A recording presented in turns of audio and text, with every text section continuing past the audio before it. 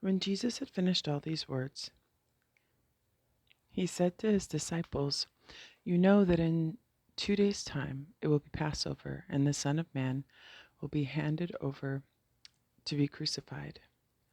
Then the chief priests and the elders of the people assembled in the palace of the high priest, who was called Caiaphas, and they consulted together to arrest Jesus by treachery and put him to death. But they said, "Not during the festival, that there may not be a riot among the people." And I think that this consulted together, I think that's part of where the treachery comes from. Because I think that sometimes if it was just by ourselves, there are things we wouldn't decide to do. But when we kind of get a consensus within a group, it starts feeling like it's not so bad. And it's part of that slow fade process that takes us into doing things that we wouldn't normally do. Now, when Jesus was in Bethany in the house of Simon the leper, a woman came up to him with an alabaster jar of costly perfumed oil and poured it on his head while he was reclining at table. When the disciples saw this, they were indignant and said, "Why this waste? It could have been sold for much and the money given to the poor." Since Jesus knew this, he said to them, "Why do you make trouble for the woman? She has done a good thing for me. The poor you will always have with you, but you will not always have me." That is one of those things that I notice, I take note of, because people oftentimes, I just hear people talking a lot like they about from all different angles, like they want to fix the world, like, save this, whatever it is, this, save the turtles, save the whales, save these countries, save this, build these things for, make it so that basically the poor aren't poor. But Jesus says right here, the poor we will always have with us. There's always going to be a divide of some kind because this is a fallen world. Um, in pouring this perfumed oil upon my body, she did it to prepare me for burial. Amen, I say to you, wherever this gospel is proclaimed in the whole world, what she has done will be spoken of in memory of her. Then one of the 12, who was called Judas Iscariot, went to the chief priests and said, "What are you willing to give me if I hand him over to you?" They paid him 30 pieces of silver, and from that time on he looked for an opportunity to hand him over. On the first day of the Feast of Unleavened Bread, the disciples approached Jesus and said, "Where do you want us to prepare for you to eat the Passover?" He said, "Go into the city to a certain man and tell him, 'The teacher says, my appointed time draws near. In your house I shall celebrate the Passover with my disciples.'" The disciples then did as Jesus had ordered and prepared the Passover. When it was evening, he reclined at table with the 12, and while they were eating, he said, "Amen, I say to you, one of you will betray me." Deeply distressed at this, they began to say to him one after another, "Surely it is not I, Lord." He said in reply, "He who has dipped his hand into the dish with me is the one who will betray me. The Son of Man indeed goes as it is written of him, but woe to that man by whom the Spirit of Man is betrayed. It would be better for that man had he never been born." Then Judas, his betrayer, said in reply, "Surely it is not I, Rabbi." He answered, "You have said so." It's just so interesting, this story, like, that he basically is, how clearly he says things in answer, or even telling them ahead of time what's going to happen, and like how unclear it is to everybody until afterward, looking back. And it's such a pattern in just in my life also, like not knowing, like understanding the things in the rear view, like looking back and going, "Oh," I don't know, it's just interesting. While they were eating, Jesus took bread, said the blessing, and broke it, and giving it to his disciples said, "Take and eat. This is my body." Then he took a cup, gave thanks, and gave it to them, saying, "Drink from it, all of you, for this is my blood of the covenant, which will be shed on behalf of many for the forgiveness of sins. I tell you, from now on I shall not drink this drink this fruit of the vine until the day when I drink it with you new in the kingdom of my Father." Then, after singing a hymn, they went out to the Mount of Olives. Then Jesus said to them, "This night all of you will have your faith in me shaken. For it is written, I will strike the shepherd, and the sheep of the flock will be dispersed. But after I have been raised up, I shall go before you to Galilee." Peter said to him in reply, "Though all may have their faith in you shaken, mine will never be." Jesus said to him, "Amen, I say to you, this very night, before the cock crows, you will deny me 3 times."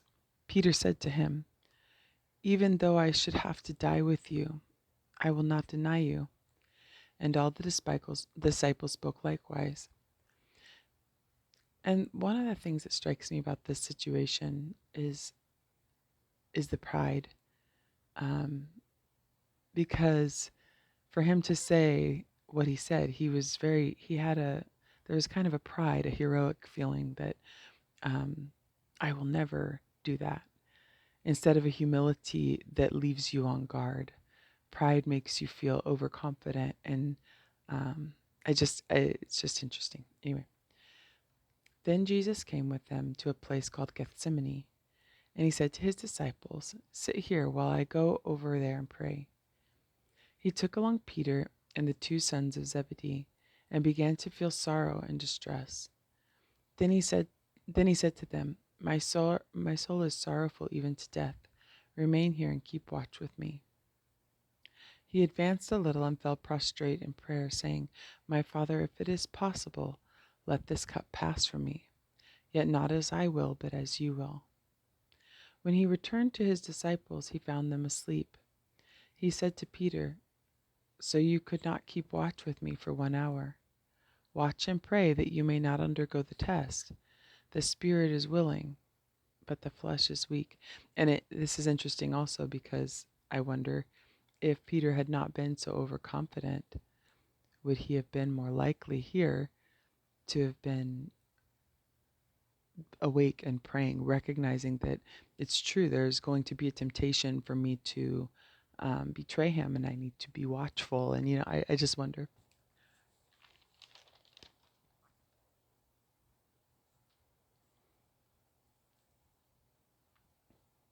Withdrawing a second time, he prayed again, "My Father, if it is not possible that this cup pass without my drinking it, your will be done." Then he returned once more and found them asleep, for they could not keep their eyes open. He left them and withdrew again and prayed a third time, saying the same thing. Then he returned to his disciples and said to them, "Are you still sleeping and taking your rest? Behold, the hour is at hand when the Son of Man is to be handed over to sinners. Get up, let us go. Look, my betrayer is at hand." While he was still speaking, Judas, one of the 12, arrived, accompanied by a large crowd with swords and clubs, who had come from the chief priests and the elders of the people. His betrayer had arranged a sign with them, saying, "The man I shall kiss is the one. Arrest him."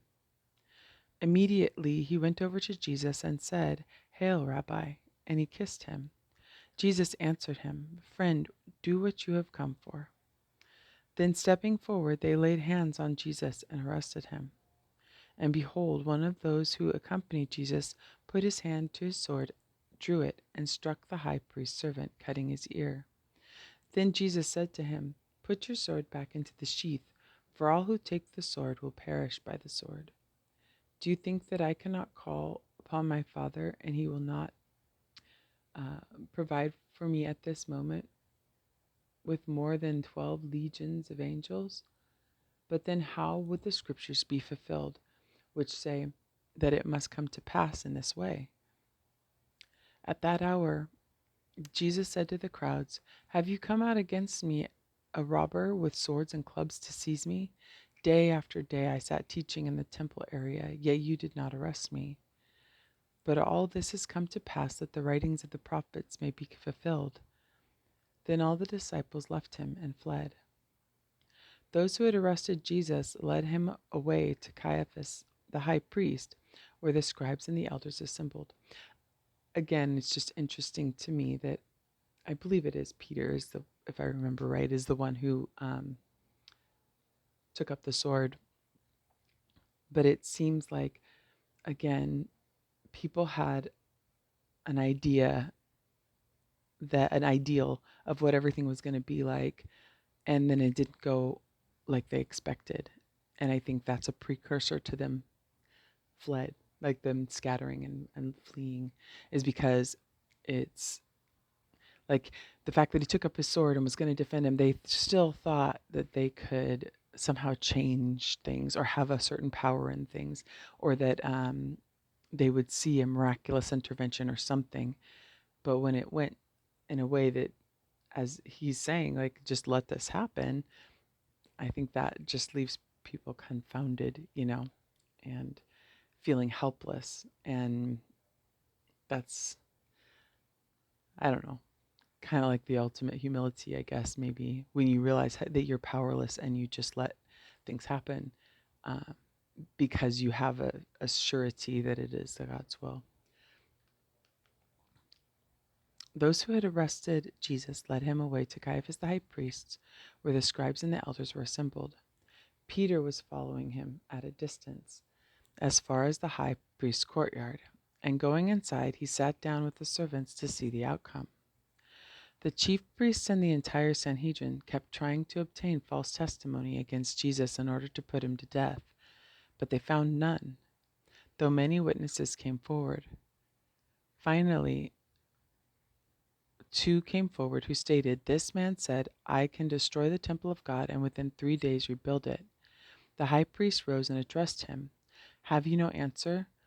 What are these men testifying against you?" But Jesus was silent. Then the high priest said to him, "I order you to tell us under oath before the living God whether you are the Messiah, the Son of God." Jesus said to him in reply, "You have said so. But I tell you, from now on you will see the Son of Man seated at the right hand of power and coming on the clouds of heaven." Then the high priest tore his robes and said, "He has blasphemed. What further need have we of witnesses? You have now heard the blasphemy. What is your opinion?" They said in reply, "He deserves to die." Then they spat in his face and struck him, while some slapped him, saying, "Prophesy for us, Messiah, who is it that struck you?" Now Peter was sitting outside in the courtyard. One of the maids came over to him and said, "You too were here with Jesus the Galilean." But he denied it in front of everyone, saying, "I do not know what you are talking about." As he went out to the gate, another girl saw him and said to those who were there, "This man was with Jesus the Nazarene." Again he denied it with an oath, "I do not know the man." A little later the bystanders came over and said to Peter, "Surely you too are one of them. Even your speech gives you away." At that he began to curse and to swear, "I do not know the man." And immediately the cock crowed. Then Peter remembered the word that Jesus had spoken, "Before the cock crows, you will deny me 3 times." And he went out and wept bitterly. And I like this. So for me, I can see how it's that slow fade. It doesn't feel like a denial each time. It just feels like, just get past the situation. I just want to find out how this is going to go. I just don't want to get singled out and, pulled into this, an excuse each time. And had Jesus not told him ahead of time, "You will deny me," and even given him a signal by the time the cock crows, something that would make him recognize what had just happened, he might never have even recognized what he did. Because so often there's things we do that are a denial, or um, a fading of the truth, something that we twist or turn a little bit this way or that way. And it's like a weird selective blindness that we do. And I just think it's interesting.